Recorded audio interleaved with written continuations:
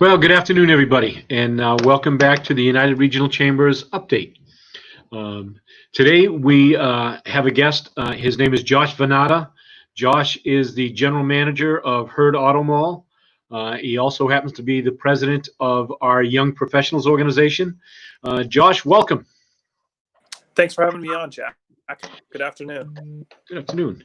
First off, tell us a little bit about yourself so the folks know who you are.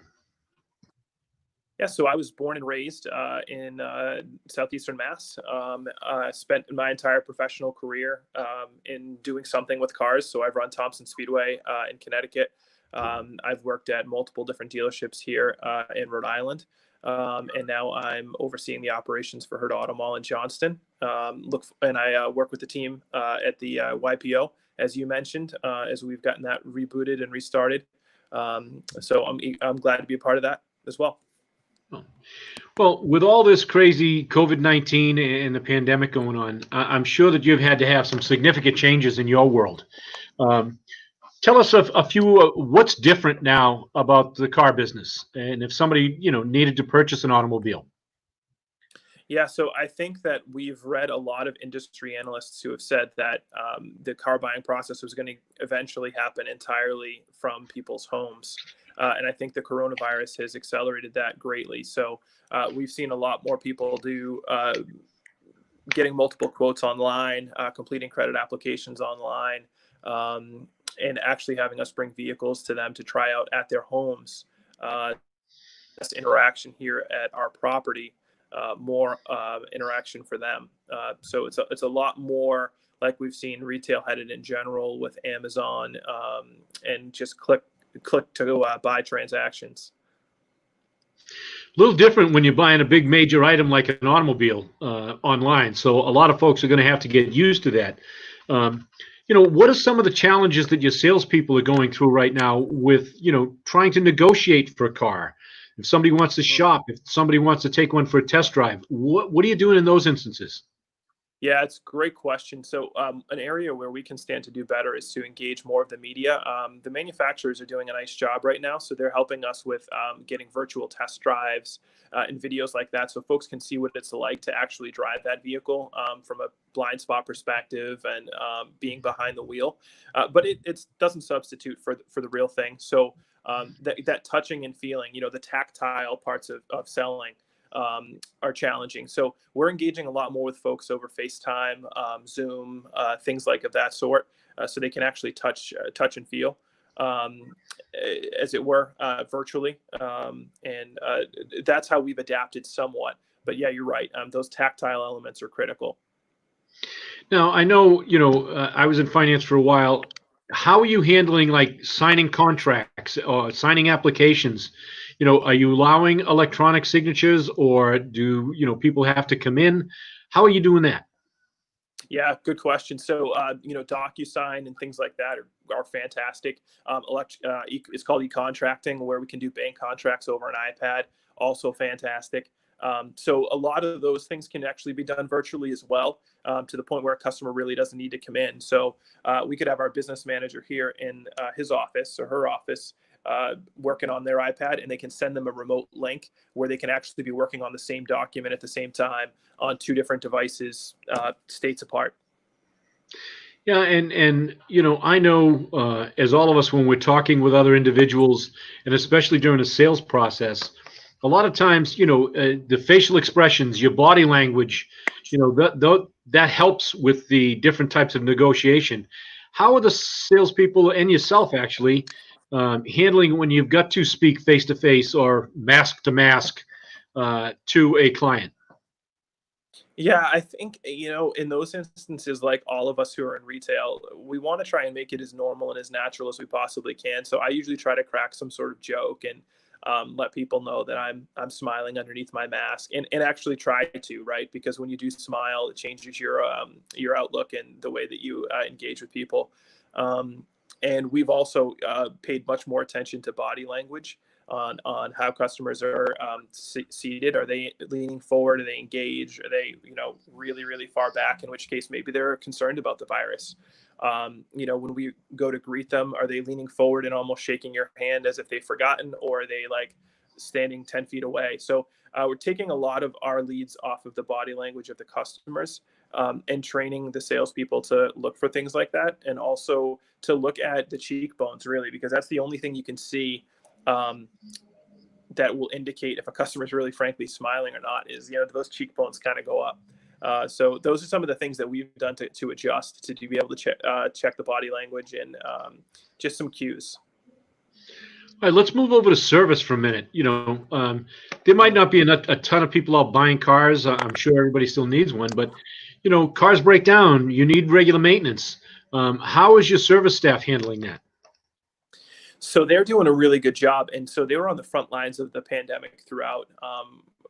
Really, you think about engaging with customers, because in sales everything was by appointment only. There was a much more controlled flow, but we've taken extra measures here with seat covers and steering wheel covers, people moving vehicles, wearing masks all the time. So there's been a big adjustment that's gone on there, but we've actually found throughout the pandemic that a lot of people took it as an opportunity to get the extra service work done that they needed on their car. Our service department right now is booming, doing really, really well. We're actually on pace to beat last year's numbers, which is exciting, and I'm glad to see. It's a good sign that folks are out again, and they're wanting to take care of what would be more pragmatic, frankly, and normal, as it were, needs. So we did some adapting. We obviously had stay 6 feet apart signs, in addition to the other PPE items and things like that. Now, did you have to supply all those for your employees and find a source for the PPE equipment? Yeah, so I think out of all of it, I mean, aside from just the general business disruptions, sourcing that equipment was tough.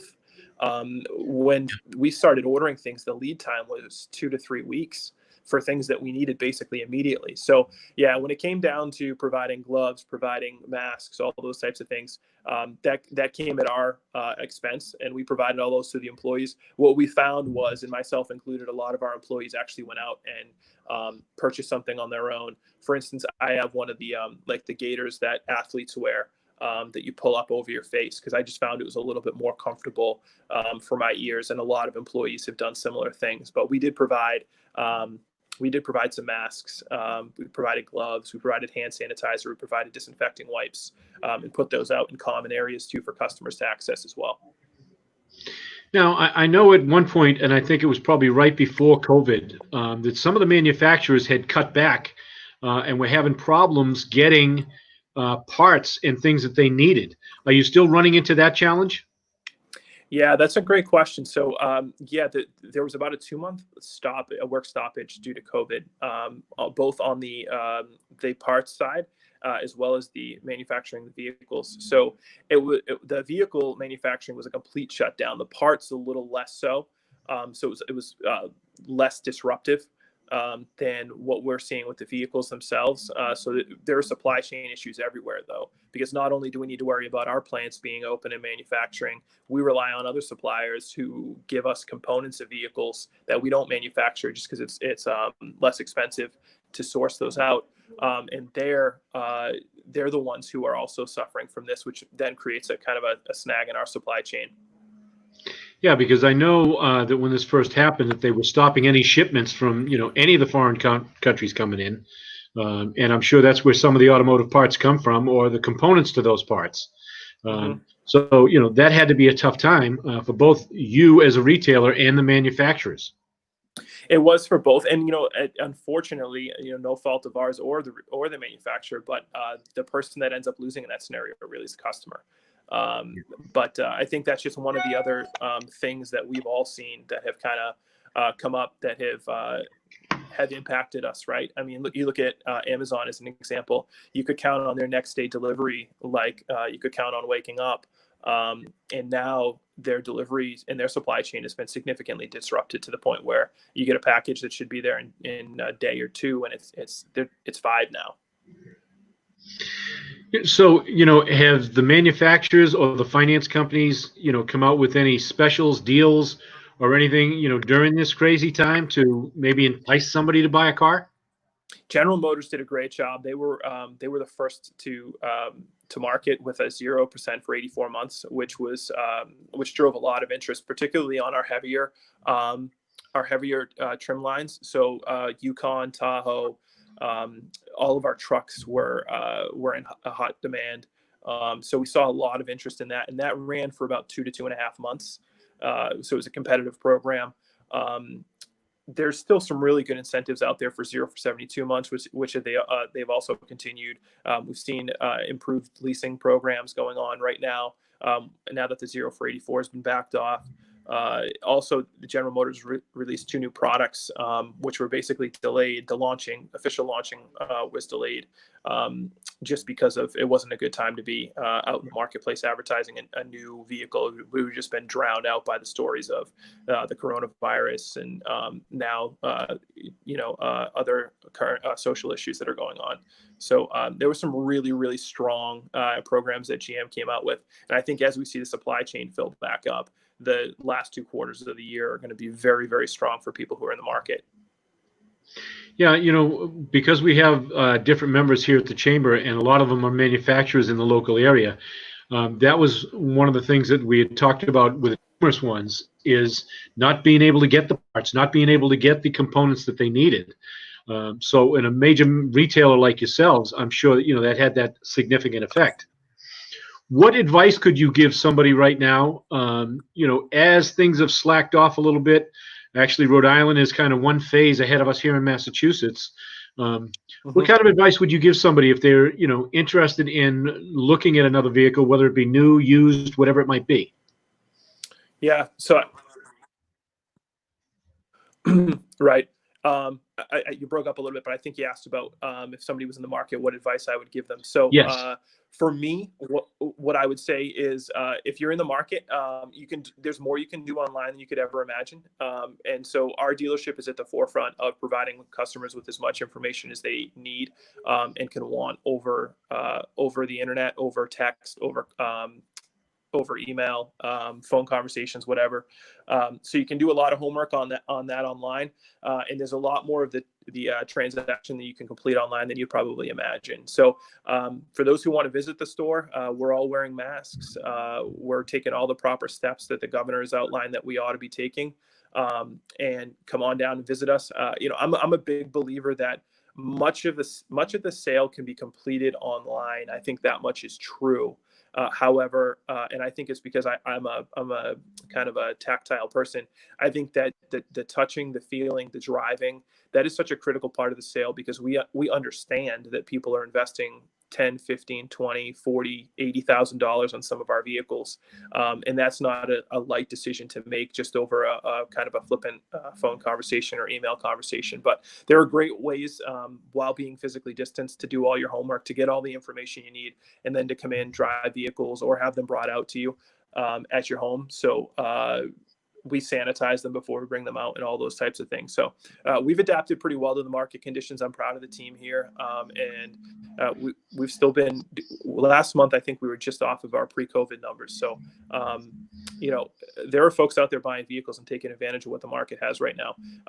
The other thing I'd mention along those lines, Jack, would be right now, the used car market is extremely hot. So if you do have a trade, it's a great opportunity to make sure that you're getting maximum dollar for that. Awesome. Well, let's switch subjects for a minute. Let's talk a little bit about the YPO group and where you have the plans for that headed. Yeah, so really thrilled to be involved with that. It's fun to see how many young professionals exist in our greater Attleboro area and getting engaged with them. So for folks who don't know, the Young Professionals Organization is made up of those of us who are in business, either for ourselves or in leadership in a company where we work for somebody else that is under the age of 40. But we like to say that it's under the age of 40 at heart. So we're inclusive and welcoming of all. We have 3 main focus points. One is to be involved in our community. So recently we were involved in a parade that Kevin Cryan and Jack were working on organizing, and the YPO made some care baskets for the folks over at Sturdy as they were dealing with COVID patients. So we were involved in that, and we like to be involved in the community in that way, doing some positive things. So as the restrictions are eased and we kind of come out of COVID, we've got some other stuff that we're working on to benefit some local charities that we'll be talking about and sharing. The other one is we just like to connect with folks.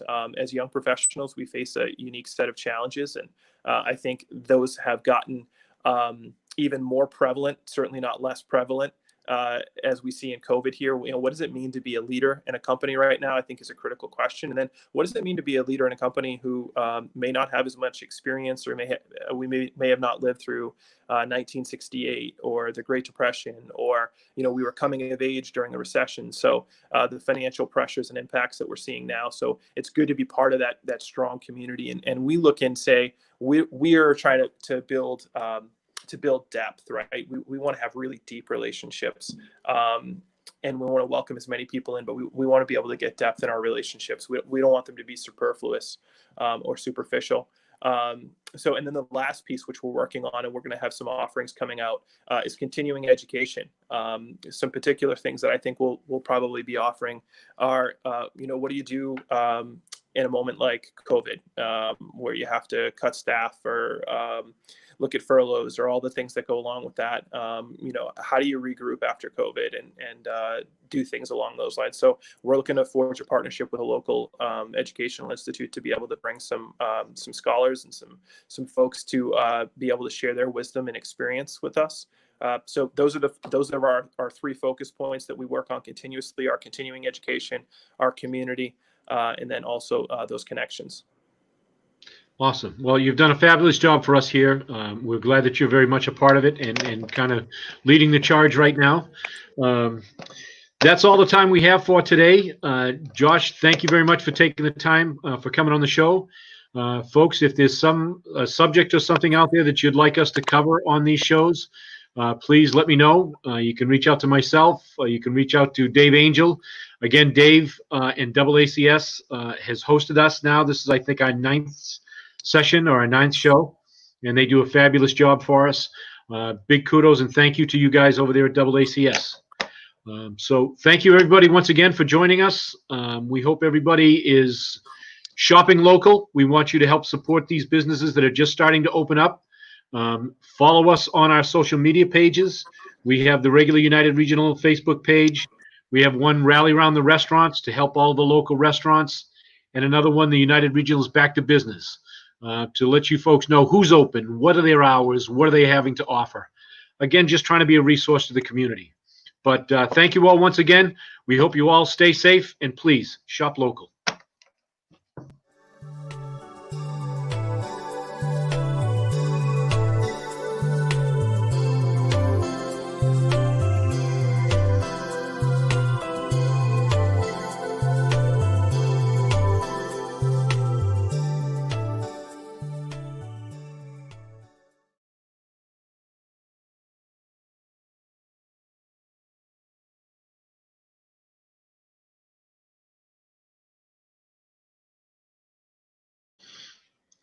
Okay, awesome, guys.